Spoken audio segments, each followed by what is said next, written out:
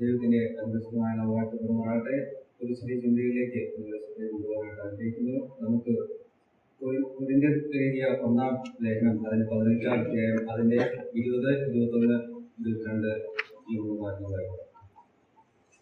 കൊരിന്ത്യർ എഴുതിയ 1-ാം ലേഖനം 15-ാം അധ്യായം അതിന്റെ 20 മുതൽ 22 വരെ. എന്നാൽ ക്രിസ്തു നിദ്ര കൊണ്ടവരിൽ ആദ്യഫലമായി മരിച്ചവരുടെ ഇടയിൽ നിന്ന് ഉയർത്തിയിരിക്കുന്നു. മനുഷ്യൻ മൂലം മരണം ഉണ്ടാകിയാൽ മരിച്ചവരുടെ പുനരുദ്ധാനവും മനുഷ്യൻ മൂലം ഉണ്ടായി. ആദാമിൽ എല്ലാവരും മരിക്കുന്നത് പോലെ ക്രിസ്തുവിൽ എല്ലാവരും ജീവിക്കുന്നു. നാം ഇതിനു മുമ്പുള്ള ചിന്തകൾ കേട്ടുകൊണ്ടിരിക്കുകയായിരുന്നു. നമുക്ക് വേണ്ടി തകർപ്പെട്ട കർത്താവ്, അതുപോലെ തന്റെ പുത്രനേക്കാൾ നമ്മെ സ്നേഹിച്ച ദൈവത്തെ നാം കേട്ടുകൊണ്ടിരിക്കുകയായിരുന്നു.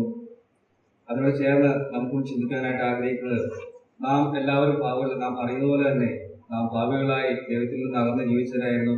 പാപം എങ്ങനെ ലോകത്തിലേക്ക് കടന്നു വന്നുവെന്ന് നമുക്ക് ഈ വാക്യങ്ങളിൽ നിന്ന് കാണുവാനായിട്ട് കഴിയും.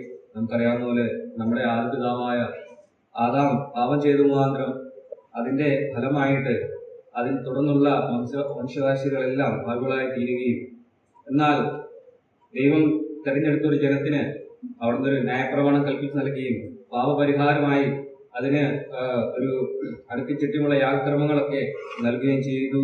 അതൊക്കെയും ആ ഒരു ജനതയ്ക്ക് വേണ്ടി മാത്രമായിട്ട് ഒതുങ്ങി നിൽക്കുന്ന ഒരു രീതിയിലായിരുന്നു ആ ക്രമങ്ങൾ മുന്നോട്ട് വന്നുകൊണ്ടിരുന്നത്. എന്നാൽ നമ്മുടെ കർത്താവ്, നമ്മുടെ ദൈവം ആ ഒരു ജനത്തെ മാത്രമല്ല ഈ മനുഷ്യരാശി മുഴുവൻ സ്നേഹിച്ചിരുന്നു എന്ന് മനസ്സിലാക്കാനായിട്ട് നമുക്ക് കഴിയുന്നത് നമ്മുടെ കർത്താവായ യേശുക്രിസ്തുവിന്റെ ആ ഭൂമിയിലുള്ള ജനന മുഖാന്തരം മാത്രമാണ്.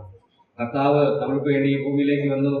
അവിടത്തേക്ക് അറിയാവുന്നത് പോലെ തന്നെ തങ്ങളുടെ മരണം, എന്റെ മരണം ഇന്ന സമയത്ത് സംഭവിക്കും, ഇന്ന രീതിയിൽ സംഭവിക്കും, ഇന്ന ജനത്തിന് വേണ്ടി, ജനത്തിന് പാപപരിഹാരമായിട്ടാണ് ഞാനിവിടെ വന്നിരിക്കുന്നതെന്ന് അറിയാവുന്നത് തന്നെ കർത്താവ് നമ്മുടെ ഇടയിൽ ഒരു സാധാരണ മനുഷ്യനെ പോലെ ജീവിച്ച്, നാം ദൈവത്തിൽ വായിക്കുന്നത് പോലെ തന്നെ അവിടുത്തെ ആ അവസാനത്തോളം ഒരു അനുസരണയുള്ള ഒരു മകനായിട്ട് ജീവിച്ച് നമുക്ക് വേണ്ടി ആ കർത്താവ് ആ പീഡകളേറ്റ് അവിടെ മരിക്കുന്നതായിട്ട് നമുക്ക് കാണാനായിട്ട് കഴിയും.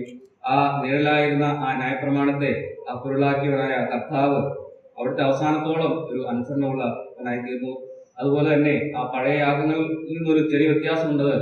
ആ യാഗമൃഗം അവിടെ, ആ യാഗം അർപ്പിച്ച ശേഷം അതവിടെ അവസാനിക്കുന്നതിന്റെ ജീവൻ അവിടെ അവസാനിക്കുന്നതായിട്ട് നമുക്ക് കാണാനായിട്ട് കഴിയും. എന്നാൽ ഇവിടെ അങ്ങനെയല്ല.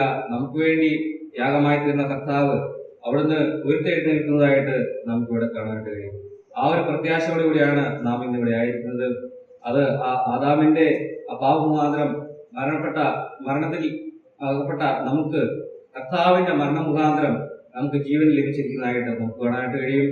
നാം എല്ലാവരും അതുപോലെ ആ പുനരുത്ഥാനത്തിൽ കർത്താവിന്റെ അടുത്തിലേക്ക് പോകും. അവിടുത്തെ മക്കളായി തീർന്ന് കർത്താവിന്റെ രാജ്യത്തിന് അവകാശികളായി തീർന്നു എന്ന് നമുക്ക് മനസ്സിലാക്കാനായിട്ട് കഴിയും. ഇന്ന് നാം ഇവിടെ ഇരിക്കുമ്പോൾ നമ്മുടെ ആരാധനയ്ക്ക് നമുക്ക് ചിന്തിക്കാനുള്ളത്, അർഹതയില്ലാത്ത ഒരു പദവിയിലേക്ക് നമ്മളെ കർത്താവ് കൈപിടിച്ചു കൊണ്ടുവന്നതാണ്. ആ ഒരു ചിന്തകളോടെ ഇന്നിവിടെ ഇരുന്ന് നമുക്ക് കർത്താവിനെ ആരാധിക്കാം. അവിടുത്തെ വലിയ നാം പഠിക്കുന്നതാണ്.